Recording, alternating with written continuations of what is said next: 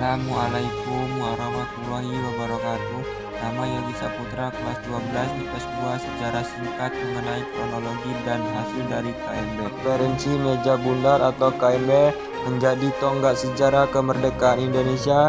Pasalnya, setelah Indonesia memproklamasikan kemerdekaan pada 17 Agustus 1945, Belanda hasil berupaya menguasai Indonesia. Berbagai upaya dilakukan Indonesia agar bisa merdeka, mulai dari perang gerilya hingga diplomasi.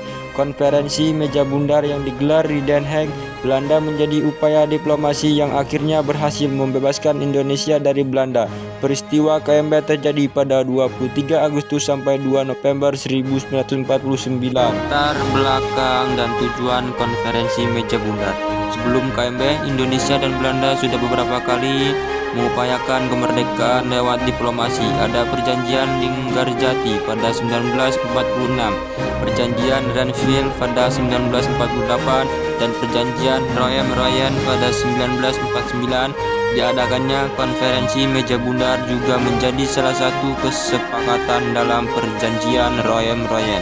Tujuan dari diselenggarakannya konferensi Meja Bundar adalah mengakhiri perselisihan Indonesia dengan Belanda.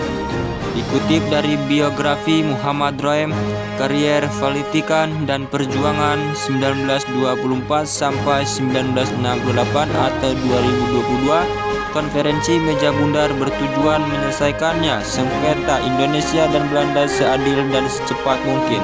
Indonesia ingin jalan dan cara penyerahan kedaulatan yang sungguh, penuh dan tidak bersyarat kepada negara Indonesia Serikat atau NIS, sesuai dengan pokok-pokok persetujuan Renville. Para pihak yang turut serta dalam KMB mengupayakan agar KMB dapat dimulai pada 1 Agustus 1949. Mereka berharap konferensi diselesaikan dalam waktu 2 bulan. Kemudian persetujuan yang dihasilkan KMB diusahakan selesai dalam waktu 6 minggu.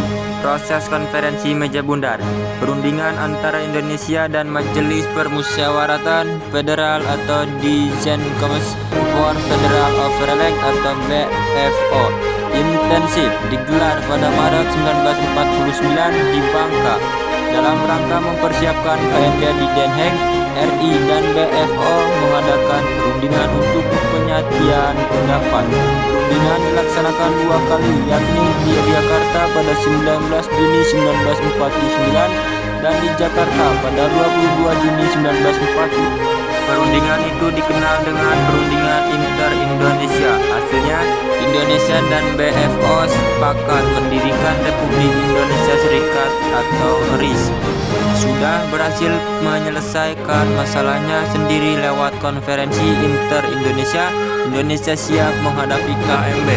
Pada tanggal 4 Agustus 1949 dibentuk delegasi yang diketahui Muhammad Hatta. Anggotanya yaitu yang pertama Muh Roem, yang kedua Suefomo, yang ketiga Laimena, yang keempat Ali Sastro Midjojo, yang kelima Juanda, yang keenam Sukiman, yang ketujuh Supiono Hadinoto, yang ke-8 Cumitro Dejo Hadikusumo, yang ke-9 Abdul Karim Pringgodibdo, yang ke-10 TB Simatupang, yang ke-11 Sumardi. Sementara dari BFO dipimpin Sultan Hamid II dari Pontianak.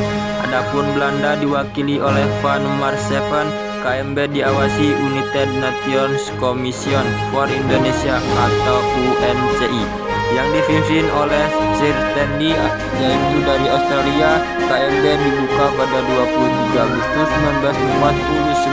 Perundingan KMB berjalan alot dan lama. 2 masalah yang sulit mencapai titik temu yakni pembentukan Uni Indonesia Belanda dan soal utang Hindia Belanda. Hasil dan dampak konferensi Meja Bundar. Yang pertama, telah melalui pembahasan yang berlarut-larut pada 2 November 1949 tercapailah persetujuan konferensi Meja Bundar hasil KMB, yakni yang kedua, Belanda menyerahkan kedaulatan kepada Republik Indonesia Serikat pada akhir Desember 1949.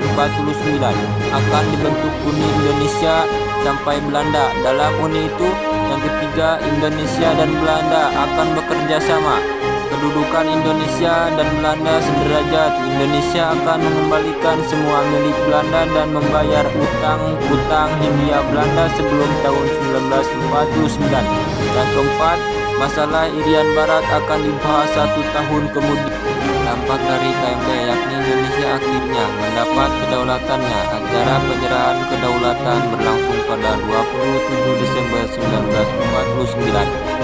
Pendatangan naskah penyerahan kedaulatan berlangsung di 2 kota yakni Amsterdam dan Jakarta.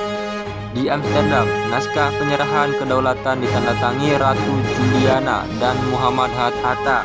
Di Jakarta, naskah ditandatangani A.H.J. Leving dan Sri Sultan Hamengkubuwono IX. Tanggal 27 Desember 1949, pemerintahan sementara negara dilantik. Soekarno menjadi presiden perdana. Menterinya Muhammad Hatta, kabinet RIS dibentuk seperti Republik Federasi Berdaulat yang terdiri dari 16 negara bagian dan merupakan persekutuan dengan Kerajaan Belanda. Sekian penjelasan dari saya mengenai kronologi dan hasil dari konferensi meja bundar. Apabila ada kesalahan atau kekurangan dalam tutur kata, saya minta maaf.